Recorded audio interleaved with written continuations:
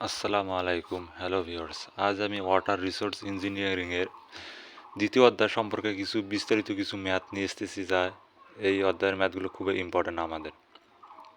দ্বিতীয় অধ্যায় হচ্ছে আমাদের কূপ এবং ভূগর্ভস্থ পানি পূর্ণকরণ। দ্বিতীয় অধ্যায় যে ম্যাথ আছে আমাদের এইখানে টোটাল 4 টাইপের ম্যাথ করা লাগবে। আমাদের এখানে কি 4টা সূত্র ভালোভাবে মুখস্থ রাখতে হবে।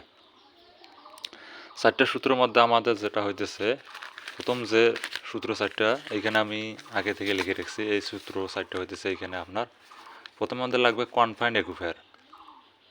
কনফাইন্ড একুইফার মানে ওটা গভীর, মানে গভীর বুঝাচ্ছে কি হইতেছে আপনার পানি ক্ষরণের পরিমাণ সমান সমান 2π/k/h, 2π/k/h, 2π আর কে হইতেছে বিদ্যুৎ সহগ আপনার, এইচ হইতেছে পুরুত্ব, আর H2 - H1 এটা আপনাদের হচ্ছে ড্রোডাউনের পরিমাণ ডিভাইডেড লন ইন্টু আর বড় হাতে আর হচ্ছে প্রভাববৃত্তের ব্যাসার্ধ, আর অন হচ্ছে এটা কি কূপের ব্যাসার্ধ। আর দ্বিতীয়ত যে আমাদের যে সূত্রটা আনকনফাইন্ড একুইফার, আনকনফাইন্ড একুইফারের যে সূত্রটা আমরা জানি, আনকনফাইন্ড একুইফার কিউ সমান সমান পাইকে, কে তো হইতেছে আপনাদের বিদ্যুতার সহগ into H2 whole square minus H1 whole square divided ln into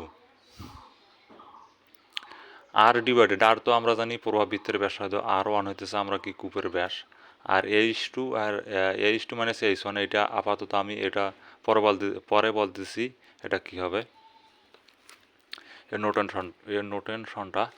আর বিদ্যুতার সহগ হইতেছে আপনার যে সূত্রটা আমরা জানি কে সমান সমান ln into R2 divided R1 divided pi into H2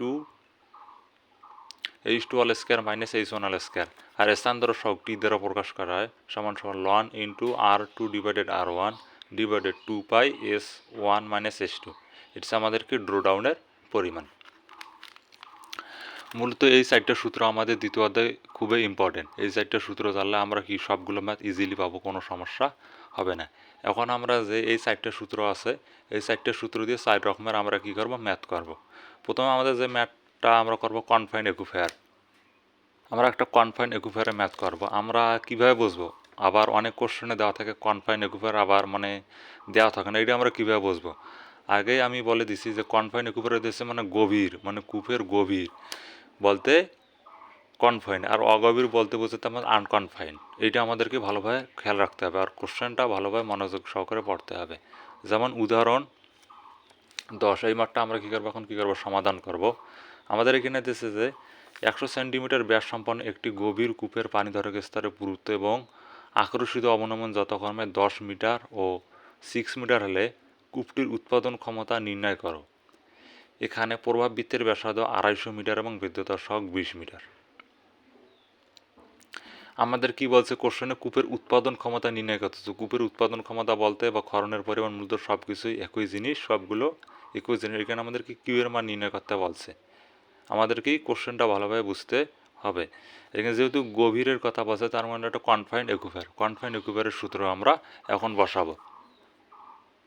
প্রথমে আমাদের ডাটাগুলো লিখতে হবে। প্রথমে দেওয়া আছে, উদাহরণটা লিখি।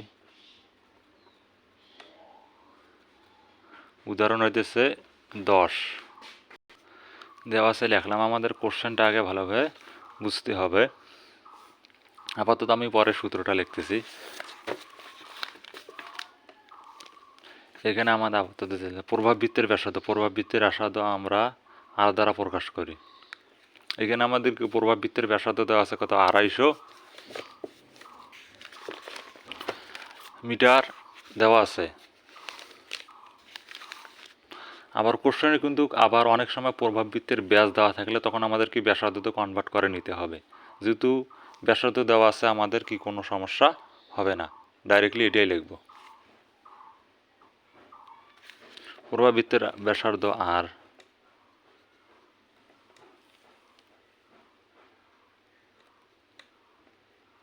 250 মিটার লিখলাম। তারপর বিদ্যুতার সহগ কে দেওয়া আছে 20 মিটার পার দিন।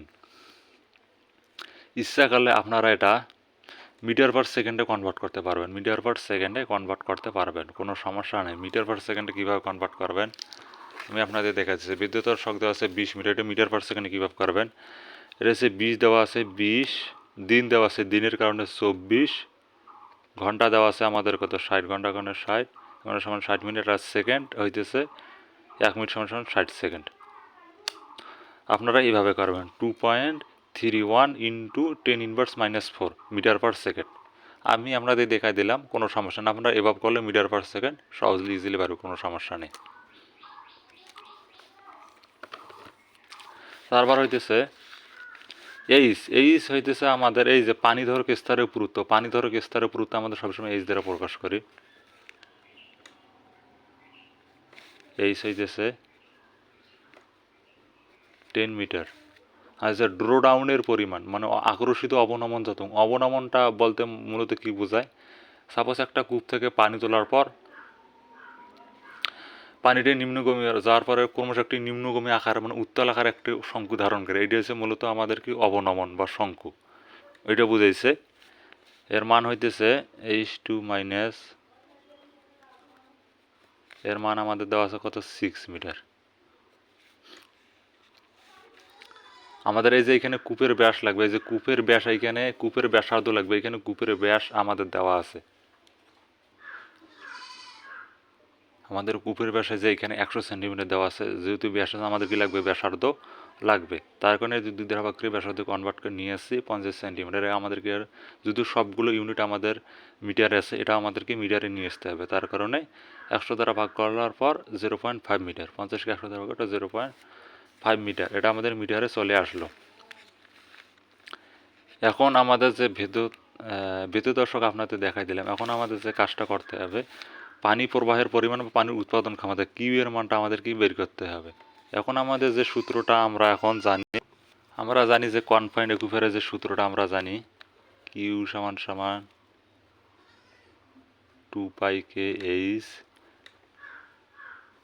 H2 minus H1 divided loan প্রবাহবৃত্তের ব্যাসার্ধ ডিভাইডেড কূপের ব্যাসার্ধ, এটা আমাদের মূলত সূত্র। এখন খালি জাস্ট এই জায়গায় আমি কিছুই করিনি, এই জায়গায় খালি আমি মানগুলো বসাই দিয়েছি।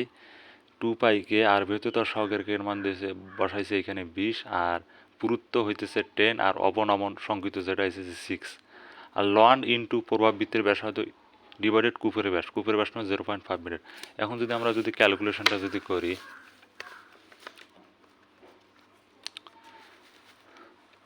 2 ইন্টু πকে 20 ইন্টু 10 ইন্টু 6 ডিভাইডেড লন 250 ভাগ 0.5,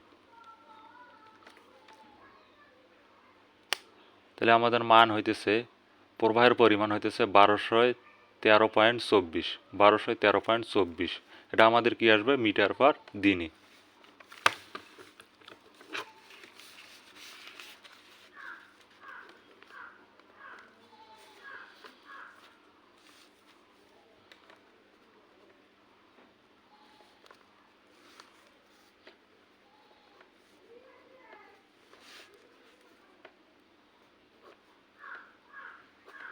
এইটা আসলো। আপনারা যদি এখন ইচ্ছা করেন এইটা লিটার পার সেকেন্ডও কনভার্ট করতে পারেন, কোনো সমস্যা নেই, এভাবে রাখলে উত্তর হবে, কোনো সমস্যা নেই। আমি দেখাই দিচ্ছি আপনারা লিটার পার সেকেন্ডে কীভাবে কনভার্ট করবেন।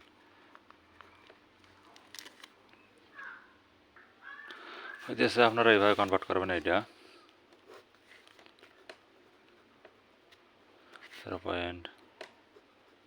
আমরা জানি 1 ঘনমিটার মানে 1 ঘনমিটার সমান সমান কত 1000 লিটার।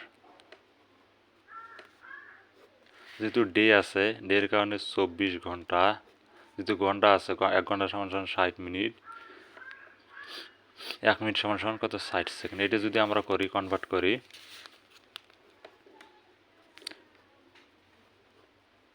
14.04 litre per second. আপনারা অবশ্যই ক্যালকুলেশনটা করে নেবেন, আমি ক্যালকুলেশনটা করে এই মানটা বের করছি। আশা করি আজ এই পর্যন্তই। ভিডিওটা যদি ভালো লাগলে অবশ্যই লাইক কমেন্ট করবেন, আর কোথাও যদি কোনো ধরনের বুঝতে যদি অবশ্যই সমস্যা হয় তাহলে অবশ্যই কমেন্টে বলবেন, আমি সমাধান করার চেষ্টা করব ইনশাল্লাহ। আশা করি যে এই পর্যন্ত।